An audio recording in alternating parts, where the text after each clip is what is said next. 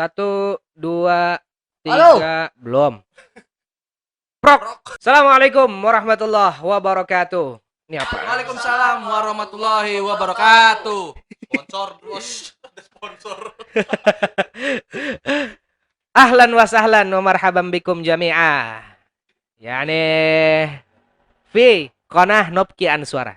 Selamat datang lagi kawan-kawan semua di channel Nopki Answara yang kadang tidak jelas ini. Bersama gue udah dua orang yang nggak jelas dan gue juga kadang nggak jelas. Tadi udah sama Meigofik Suparta dan yang kedua ini sama siapa nih kita? Syekh Dio Arasandi. Yoi. Lu ngomong deketin ke mic. Syekh Dio Arasandi. Nah,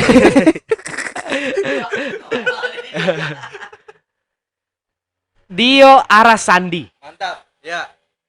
Deket sayang. Mantap. Ya. Nah, jangan deket-deket banget. Nah, segini. Maunya nyosor aja gitu. Lu ini siapa sebenarnya tiba-tiba ada di tengah-tengah kita nih? Gue pun nggak tahu gue siapa. Berasal dari mana aja gue nggak tahu. Seriusan lu nggak tahu? Nggak tahu gue. Dari mana gitu asalnya.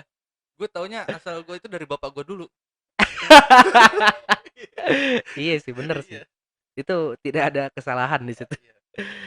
Oke, jadi Dio Arasandi ini adalah tim dari Al Halimiyah Nahdlatul Wathon dan channel Nopki Answara ini. Asik.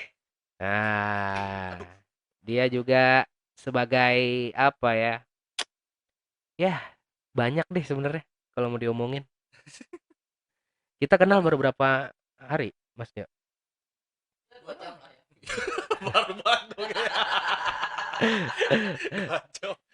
Berapa hari? Gak lama. Belum sebulan kan? Baru 5 tahun lah. 5 tahun. Jadi gue kenal sama dia ini belum ada sebulan, bro. Belum ada sebulan. Belum ada sebulan. 2 minggu, 3 minggu deh. 3 minggu ya. Kita awalnya mau bikin project kan. Iya. Project video, company profile. Oh ya, gue juga mau ngingetin sebelum itu. Kawan-kawan semua yang mungkin pengen bikin video company profile ya kan. Promosi nih. Promosi dong. Yang pengen bikin ya video produk, photoshoot, foto wedding dan lain sebagainya, ini adalah tim gue semua. Igo dan Dio Arasandi ini adalah seorang yang profesional. Insya Allah tidak akan mengecewakan, tapi dengan harga yang terjangkau ya. Gantengnya di baris bawahin. Ganteng. Ini mereka berdua ganteng karena gue jelek. Itu aja. Oke, jadi lu mau cerita apa nih Dio? Tiba-tiba masuk podcast gua nih, channel gua, lu mau cerita apa Gue sebenarnya? nggak tahu mau cerita apaan. Kan tadi si itu yang nyuruh masuk, Mas. Oh, gue yang nyuruh masuk ya? Makanya gue nggak tahu mau cerita apaan ya kan. Mas ini mas, kita podcast bertiga. Gue bingung mau konten apa lagi coy. Kadang Dibocorin kajian dong. kadang kan kajian itu kan nggak diminati. Jadi gue mau kajian itu atau podcast ini sambil bercanda, sambil have fun, sambil nyantai. Sekarang gua ganteng. Oke, jadi kawan-kawan semua, sama seperti part 1 tadi, gue pengen denger juga. Ya, Go, kita pengen denger ya? Pengen denger jalan hidupnya Dio Arasandi. Karena gue tahu dia ini umur berapa lo udah yatim? Mohon maaf. Yatim. Oh iya, yatim. Udah Kalau nggak ada yatim, orang tua ayah. Gue di umur 20-an kalau nggak salah deh. 20-an ya. 20-an. Tapi 20-an. pas kecil lo udah nggak tinggal sama ayah. Udah tinggal nggak sama ayah itu dari kelas 5 SD. 5 SD. 5 SD pas ketemunya lagi tuh sama ayah kandung tuh di umur ya pas sudah SMA lah kelas 2. Sama kelas 2. Ayah dalam hening sepi Piku rindu. Ayolah guys. Ini mau sedih, Ini Go. mau sedih loh. Mau sedih lu. Jadi pas dari kelas 5 SD sampai kelas 2 SMA itu lu baru ketemu lagi. Baru ketemu lagi pas kelas 2 SMA itu juga sama Pane waktu itu. Oh, yang bintang tamu Ketemu, kita yang iya, kemarin yang ya. kemarin Jadi tuh. dia ini sahabat seorang mantan pengikut Dajjal mata satu, dia sahabatnya Bukan dan Dajjal dia kali ya? meninggalkan. Hah? Emang Dajjal. Dajjal. Dajjal jatuhnya. Dajjal satunya jatuhnya satanisme kan. One eye. Teman-teman hati-hati semua yang masih mengikuti One Eye. Tolonglah. Tapi Jadi kalau untuk ngikutin One Heart nggak apa-apa lah ya. One Heart nggak apa-apa. Bahkan poligami juga. Jadi kawan-kawan, eh lu itu Mas Dio Hmm, selama contoh nih orang tua laki lu, ayah lu udah meninggal kan? iya. Pas umur lu 20 tahunan ya? 20 tahun. 20 tahun ya, udah meninggal. Gimana jalan hidup lu? Lu sekarang udah punya keluarga juga kan? Udah punya anak, udah istri. Lu jauh dari orang tua. Gimana lu sampai tahap ini? Gimana Sampai itu? bisa ya bertahan hidup lah. Karena gue nggak takut sama yang namanya apa ya. Gue hidup ya hidup aja gitu, jalan aja. Mau gue nggak punya duit ya gue nggak takut gitu, karena ya gue percaya sih rezeki itu nggak kemana sih. Hmm.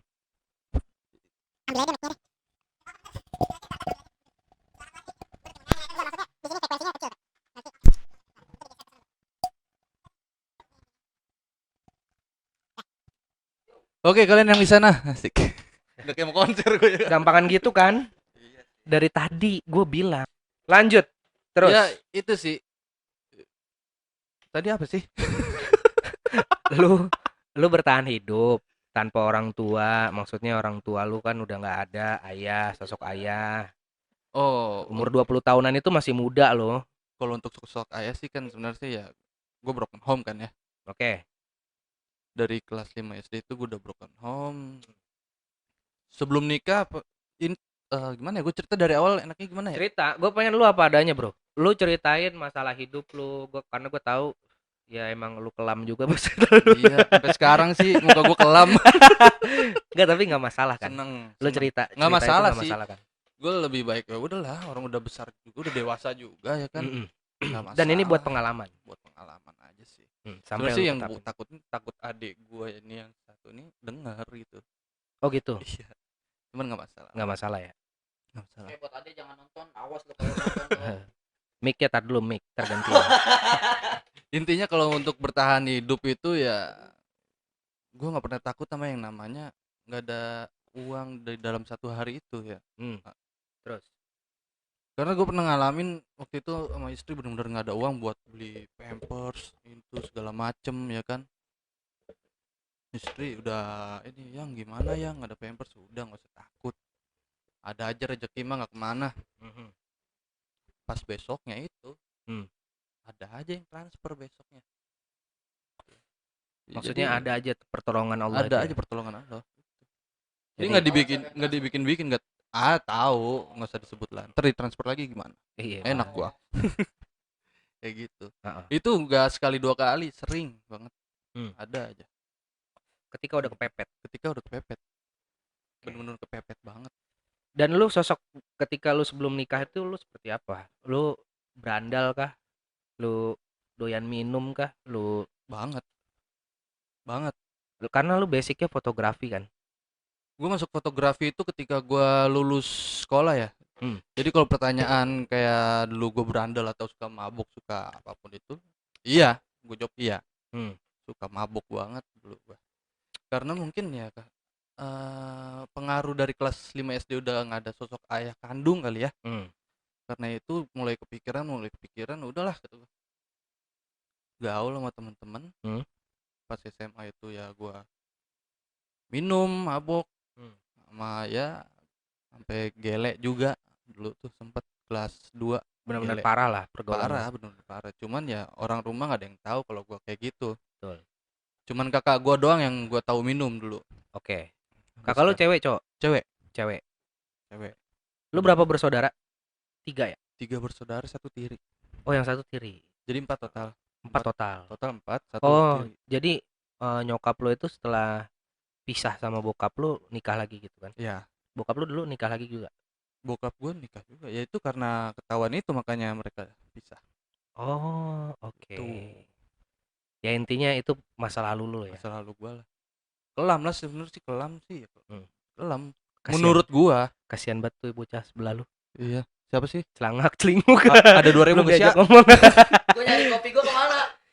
Tapi bukan itu yang permasalahan pengen gue bahas banget pada podcast kali ini. Apa tuh? Gue pengen tanya pendapat lo. Orang-orang yang, ya salah satunya gue juga, gue pernah hidup di lingkup yang memang kadang nggak mendukung kita untuk menjadi baik.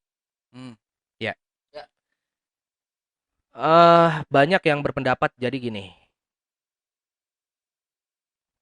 Agama lo apa sih? Dua-duanya Islam kan? Islam alhamdulillah. Islam alhamdulillah. Islam alhamdulillah. Karena gue tahu sekarang itu Indonesia ini banyak banget pendapat-pendapat, mungkin karena ya itu ya budaya barat dan sebagainya ya, mengatasnamakan bahwa semua agama itu sama. Gue pengen tahu pendapat lo itu seperti apa. Yang lo belum tahu, mungkin belum tahu secara mendalam basic Islami itu seperti apa. Semua agama itu sama apa enggak menurut lo? Samanya dalam hal apa dulu? Dalam hal, jadi gini, karena gue tahu kan, sekarang itu banyak banget orang yang mengatasnamakan humanity above religion.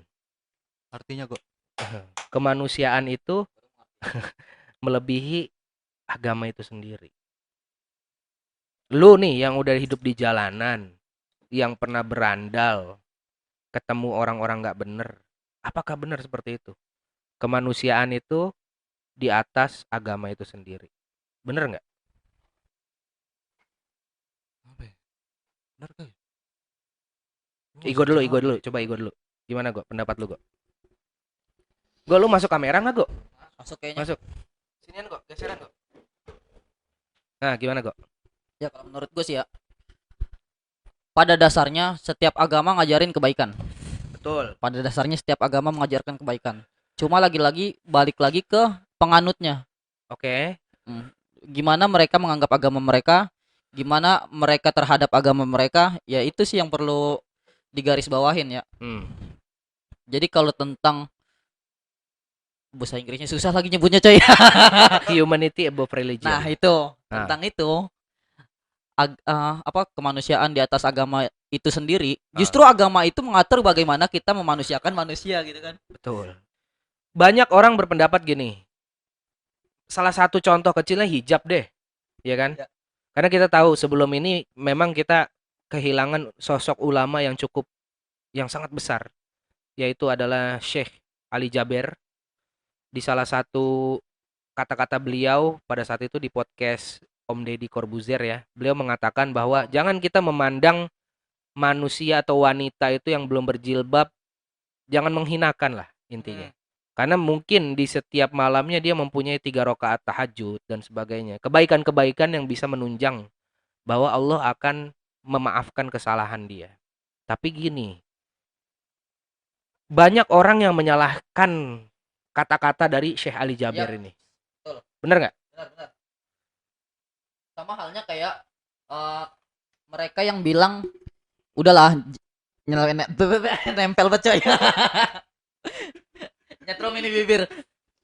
Ya sama halnya kayak mereka yang bilang udahlah jilbabin dulu hatinya. Betul. Sama halnya kayak gitu. Padahal kalau kita ngomong secara agama, jilbab itu kan syariat. Bener kan? Kewajiban ya kan? Kewajiban, suatu hal yang wajib. Betul. Toh nggak ada ruginya dari dia menggunakan jilbab itu, justru malah untung. Banyak kita lihat di YouTube tentang percobaan orang yang pakai jilbab dan enggak gitu kan. Sosial eksperimen. Banyak yang kayak gitu.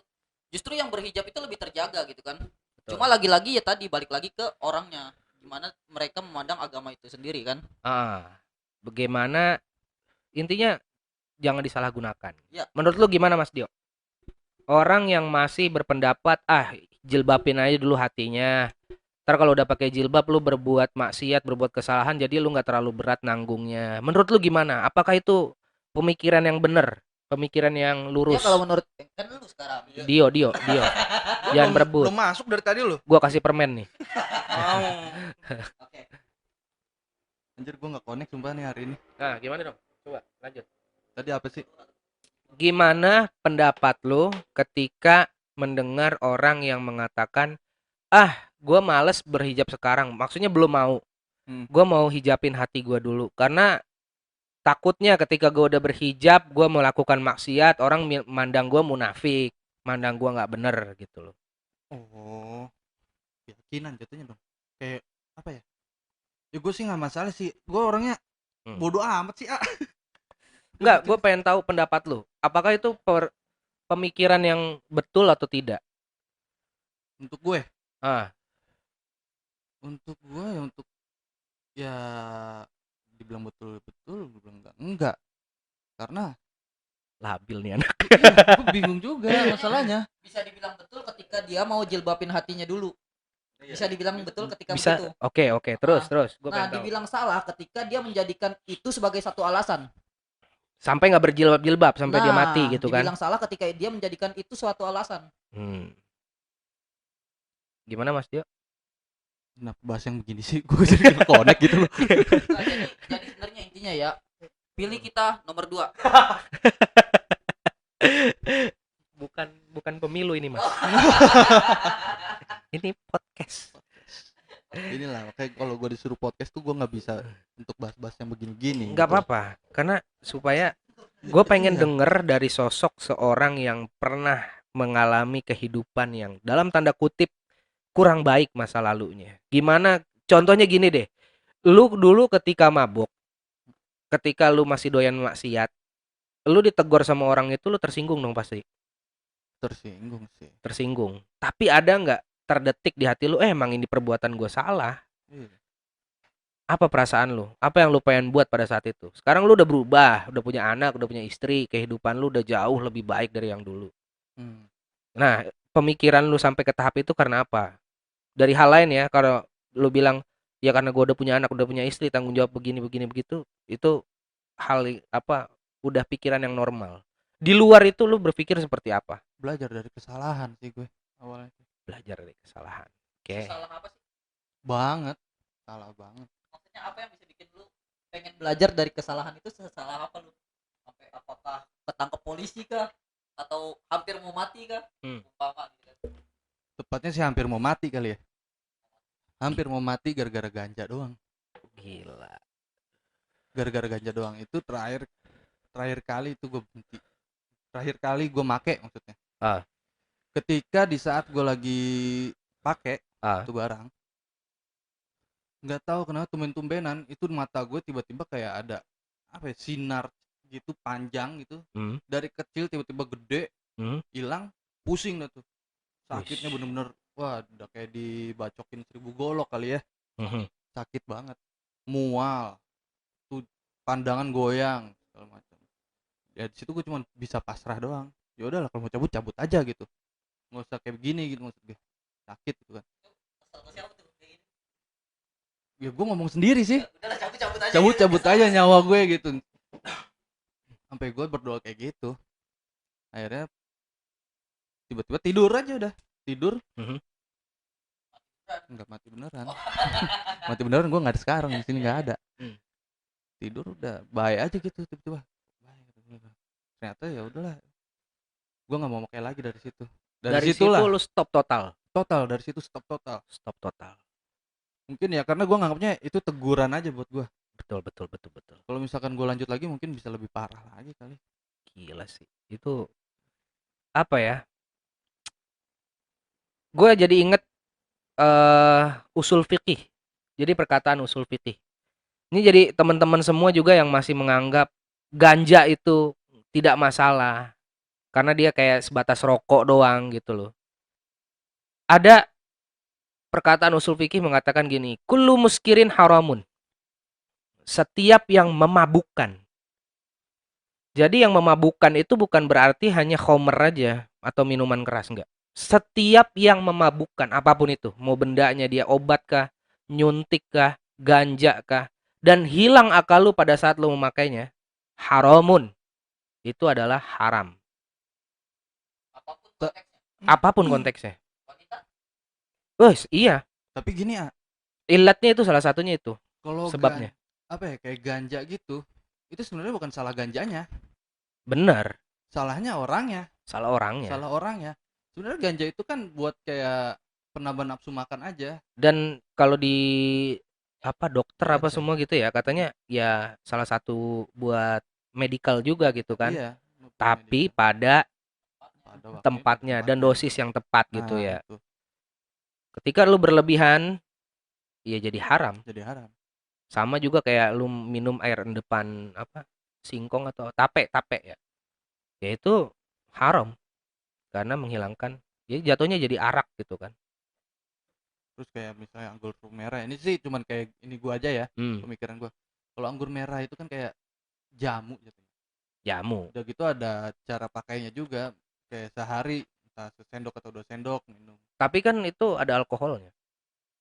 Iya Jadi sih. gini, konsep kullu muskirin haramun ini segala sesuatu yang memabukkan. Jadi gini, kalau benda itu udah mempunyai hal yang memabukkan, maksudnya alkohol ya, atau yang bisa menghilangkan akal, mau itu rokok atau ganja lah gitu kan, itu dihukumi haram, walaupun sedikitnya, Oh gitu.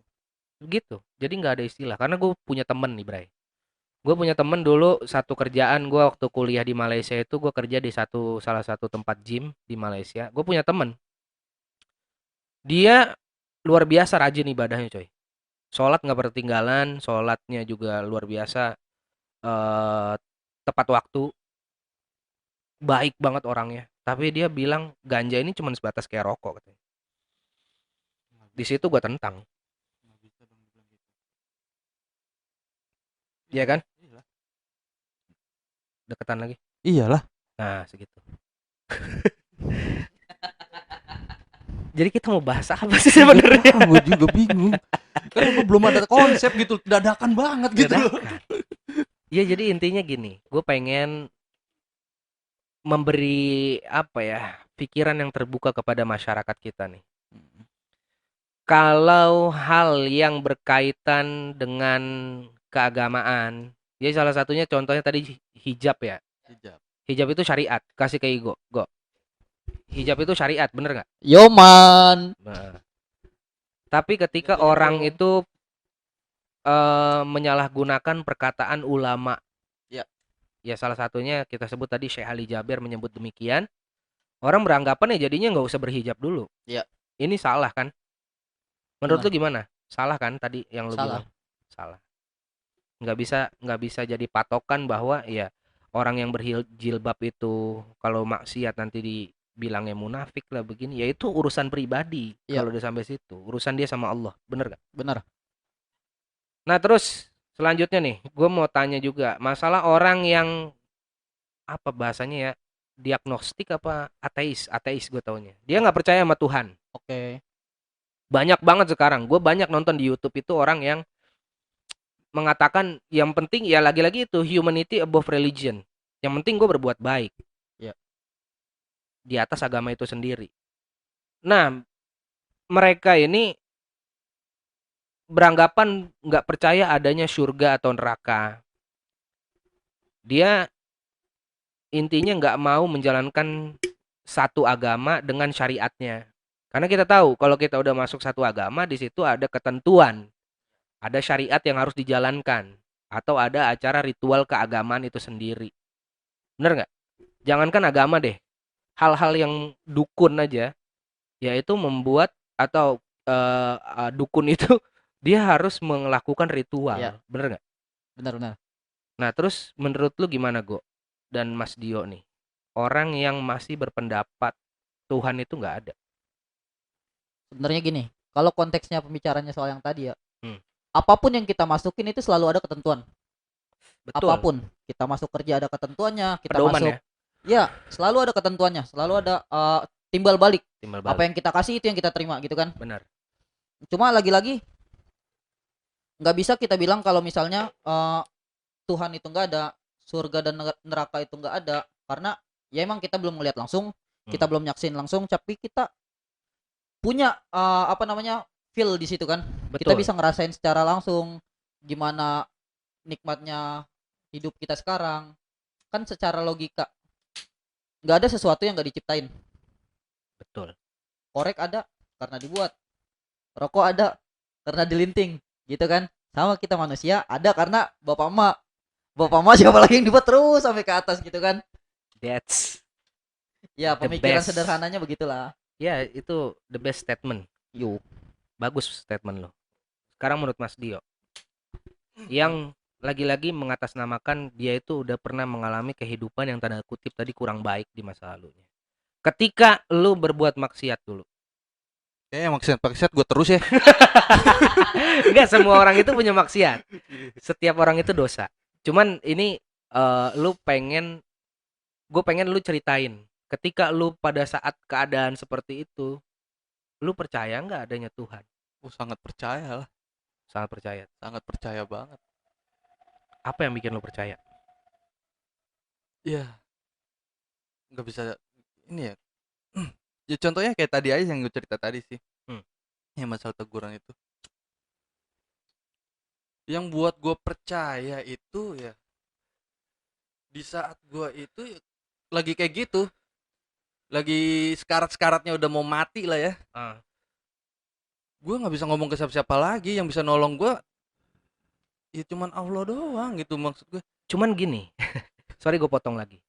Ada satu orang, ya gue nggak sebut namanya ya, mungkin lu semua udah tahu. Ada satu orang yang katanya ngalamin mati suri. Ini YouTuber juga nih, YouTuber. Oh iya. Ya gue Tahu tahu kan, lu tahu kan?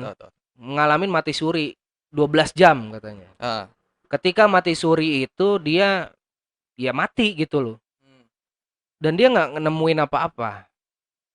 Nggak nemuin ya adanya hukuman, punishment, atau ya adanya surga atau neraka itu. Ketentuan Tuhan. Gimana menurut lu tuh? Menurut gue, gue pengen tahu dulu. Si orang itu ya. Kalau menurut gue sih si orang itu mungkin ya emang untuk disuruh, ditugaskan mencari dulu kali. Karena yang gue ikutin dia selama ini, gue penggemarnya dia juga dulu. Karena lucu gitu loh. Dia pun juga pernah ngomong sih, gue mencari gitu loh. Gue mencari ini agama ini kayak gimana, mencari kebenarannya gitu sih. Ya nggak ada masalah gimana sih. Mungkin ya azab yang bisa dia Teguran lah ya. Teguran gitu lah, bukan azab sih, kasar banget yang ngomongnya. Teguran mungkin ya. Teguran aja sih yang bisa buat dia ngerti gitu loh. Suatu saat kita pasti. doain. Karena yang gue tahu dia punya latar belakang dari namanya aja, dia namanya awalnya itu Muhammad. Iya. Tahu kan lo? Tahu gue siapa. Sorry nih kalau lu nonton ya kan. Lu merasa gaul, gue juga gaul coy. Maksudnya selama ini gue ngikutin terus berita lu juga.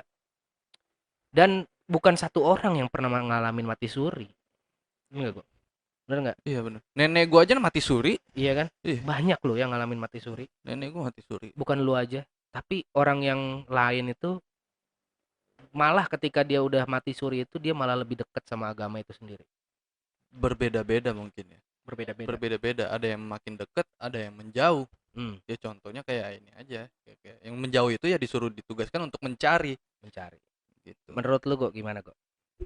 Masalah hal atau seseorang ya yang mengatasnamakan nggak percaya Tuhan itu.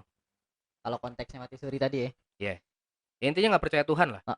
Dia mati suri, kemudian nggak ngalamin apa-apa.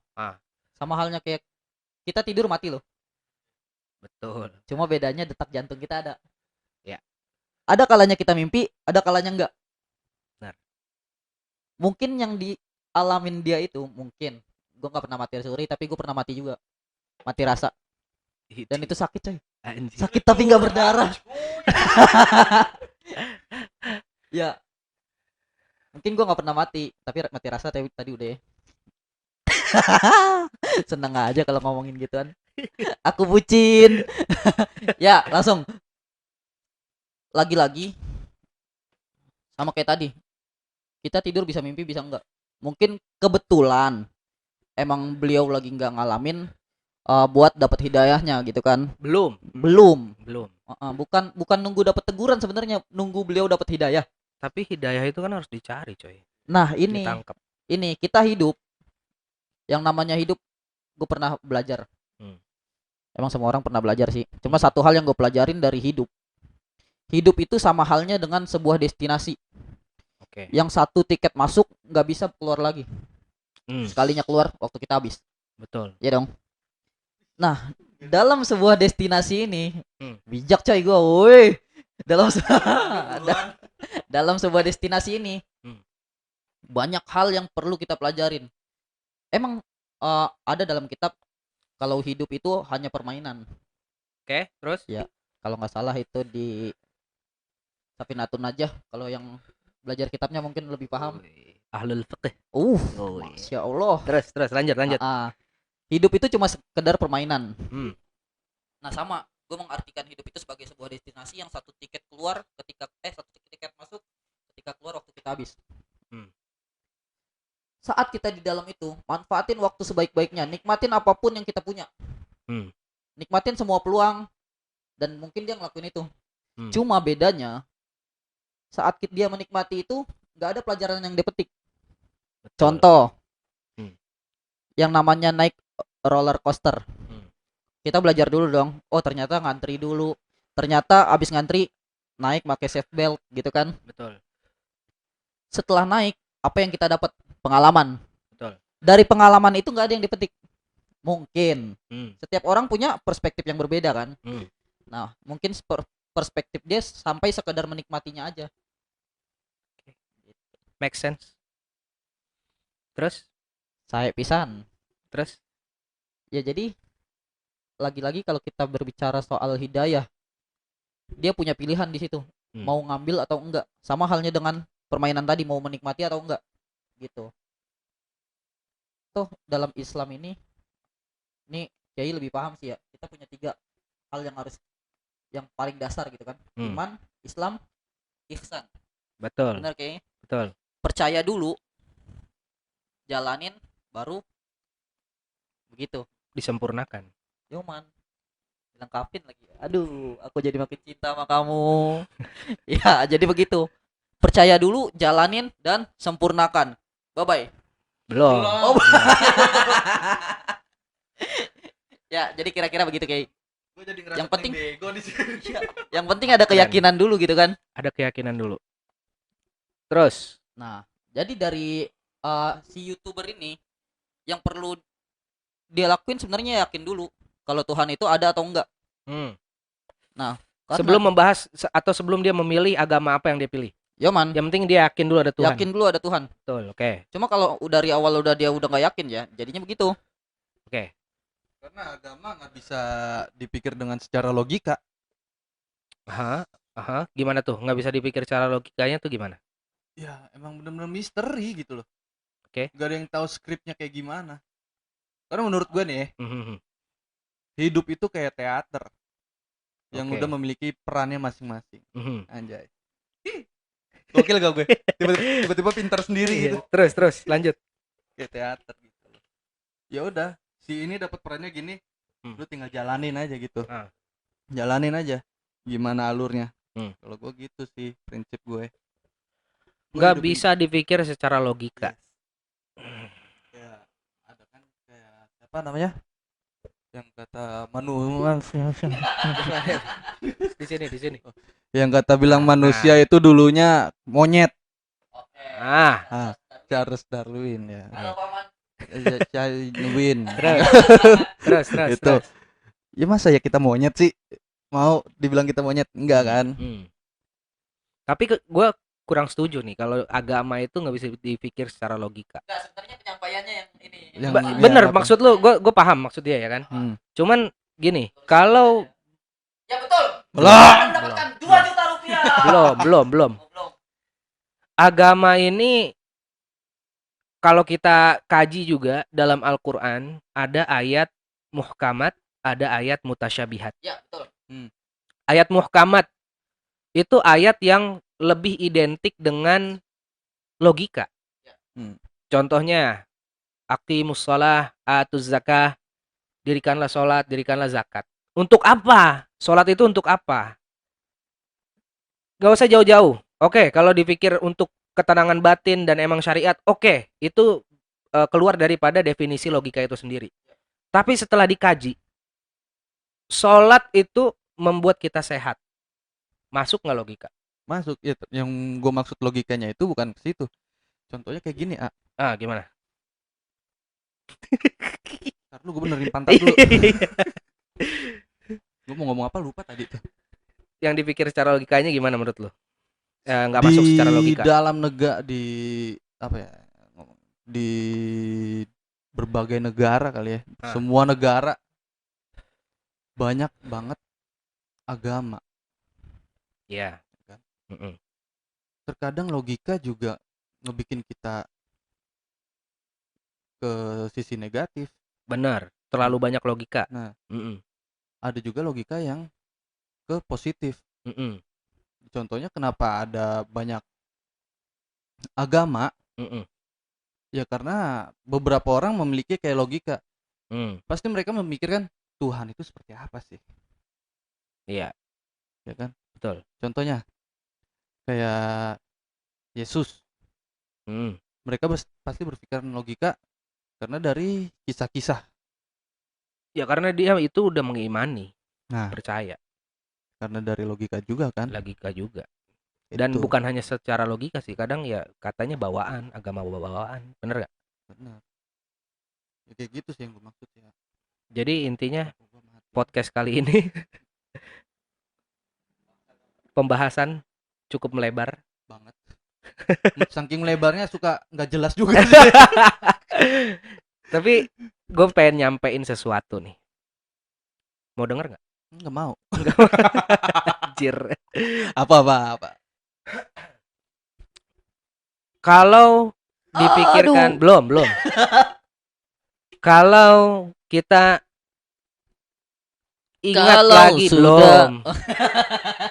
Kalau kita ingat 15 abad yang lalu, Nabi Allah Rasulullah Shallallahu Alaihi Wasallam, Muhammad ibn Abdullah, beliau pernah berkata, iftaraqatil ummati ala salasah wa sab'ina firqatan. Yang artinya, lanjut tak? Umatku, maksudnya umat yang menganut agama Islam. Karena kalau di kita itu di dalam Al-Quran dikatakan semua itu beragama Islam.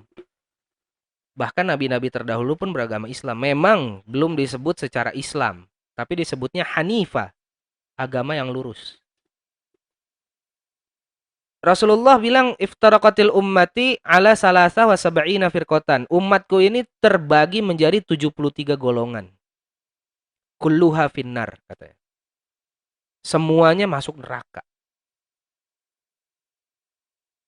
Illa ahlus sunnati wal jamaah. Kecuali orang yang berpegang teguh kepada Al-Quran dan As-Sunnah. Dan akidah yang benar. Rasulullah dulu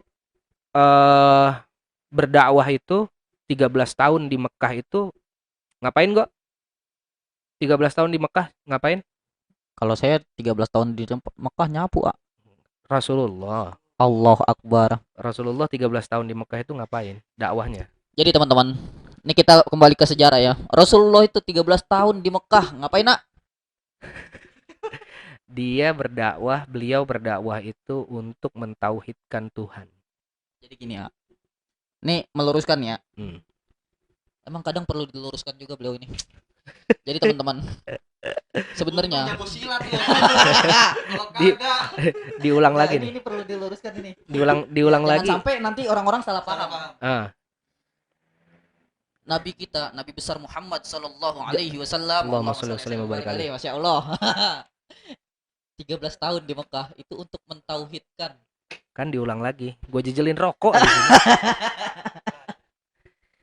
Jadi Rasulullah Shallallahu Alaihi Wasallam ini 13 tahun di kota Mekah hanya untuk mengajak kepada orang mengesahkan Allah dulu. 13 tahun bayangin. Apa yang dicari? Mencari Tuhan. Kita nanemin dulu imannya. Karena kita sebagai umat muslim ini kita tahu kita akan bertemu Tuhan kita itu nanti. Ya. Bukan sekarang. Tuhan kita itu nggak bisa dipandang. Banyak orang yang berpendapat katanya umat muslim nyembah Allah itu nggak kelihatan. Tapi itu Ka'bah. Ka'bah itu perantara. Bukan berarti Ka'bah itu kita sembah. Enggak. Ka'bah itu sebagai kiblat. Kiblat itu apa sih? Kiblat itu adalah tempat kita mengarahkan sesuatu. Jadi kita sholat nih, kita berdoa, harus ada tempat harus ada satu titik yang membuat kita itu khusyuk, membuat kita itu apa namanya fokus kemana? Bukan ke Ka'bahnya yang kita sembah, tapi itu hanya sebagai acuan. Ketika kajian dibuat kajian lagi, ternyata Ka'bah itu mempunyai titik tepat di tengah-tengahnya bumi ini. Diperdalam lagi, yang tidak taunya Ka'bah itu juga langsung mengarah kepada arsy-nya Allah. Langsung vertikal apa? Vertikal ya? Kalau ke atas itu vertikal langsung. Lurus. Jadi ibaratnya gini deh, kita pengen sesuatu nih. Kita itu membawa sesuatu itu kemana? Menempatkan sesuatu itu kemana? Ketika sudah tepat sesuatu itu kita tempatkan, maka ya gimana ya? Nah ini yang nggak bisa dipikir secara logika. Kita bener ngirim juga. paket. Nah kita kirim Kita ngirim kok? paket. Ah, Otomatis kita perlu pengirim jasa. pengirim jasa atau jalurnya ya? Iya. Jalurnya Kita itu. ngirim paket lewat apa namanya? Ya, kita sebut merek lah, JNT, JNE. Jangan lupa kirim-kirim. Bukan dikirim, yang ditutup video Transfer kita aja. Kita lewat mereka. Ka'bah itu sebagai perantara. Perantara. JNT itu sebagai perantara yang nantinya nyampe ke tujuan. Nyampe ke tujuan. Begitu gak sih? Betul. Jauman.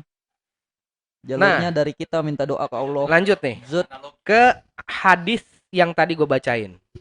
Sebelum hadis itu sampai ke tahap terakhir, teman-teman semua, di awalnya dibilang iftaraqatin nasara dan iftaraqatil yahud, terbagi, maksudnya umat Nasrani yang menganut Nasrani ya, yang menganut Yahudi itu terbagi menjadi 72 golongan. Lebih sedikit dari kita. Kita 73 Islam. Dan menurut gue semua ini udah skenario, bro. hidup itu seperti di teater. Skenario. Betulnya itu sebenarnya jawabannya. Jadi kita nggak bisa maksa orang. Karena apa? Qul innallaha huwal huda. Wahai Muhammad, engkau ini tugasnya cuma dakwah, ngajak. Sama kayak kita. Mukallaf, kita ini sebagai mukallaf, orang yang mengajak kepada agama, kepada kebaikan. Tapi kita tidak memaksa. Ya. Karena yang mempunyai hidayah itu adalah Allah Subhanahu wa taala. Setuju nggak? Jadi intinya agama itu adalah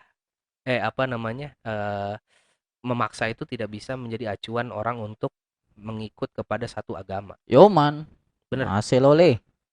Lagi-lagi yang lu semua sebutin tadi. Jadi ya semuanya itu tergantung kepada individualnya itu sendiri. Iya. Betul. Mau nggak mencari kebenaran itu? Nah, intinya di situ. Intinya Pilihan. di situ.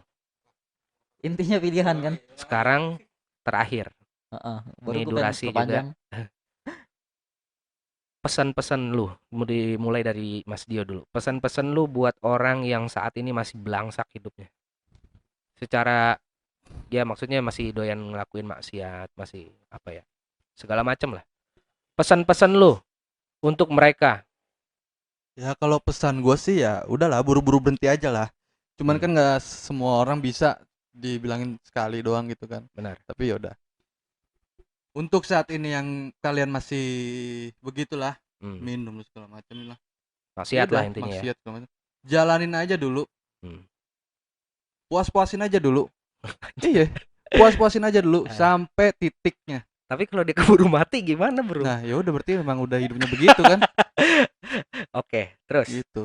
Intinya ya udah. Lu bakal ngerasain sendiri kesengsaraan itu, bener Iya. Gak? Karena kalau lu nggak cepet-cepet berhenti itu. Iya kan? Iya. Masih untung dia dikasih kesempatan hidup lagi, bisa memperbaiki.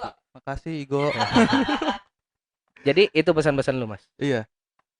Terus apa lagi?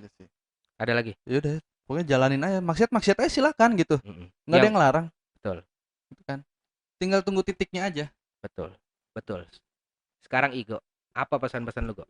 Pesan gua buat kalian yang masih ngelakuin kayak gitu, buruan tobat, cepet insaf. Enggak, gue nggak bakal ngomong kayak gitu. Gue nggak bakal ngomong kayak gitu. Hebatnya Allah, hebatnya Islam, Allah ngasih kita kebebasan. Contoh, kalau emang Allah berkehendak dengan kun fayakunnya, Islam semua orang, nyembah dia semua orang. Betul. Tapi dengan hebatnya Allah kita dikasih pilihan. Kita dikasih pilihan berbuat baik atau berbuat buruk. Kita dikasih pilihan Islam atau bukan. Setiap orang punya pilihan. Yang perlu kalian lakuin, bener kata Dio, gue sependapat. Lakuin apa yang kayak pengen kalian lakuin, tapi ingat, masa lalu bisa jadi pelajaran, masa depan itu misteri. Kalian gak tahu mati kapan. Lakuin apa yang pengen kalian lakuin, tetap bertanggung jawab. Tanggung jawab dengan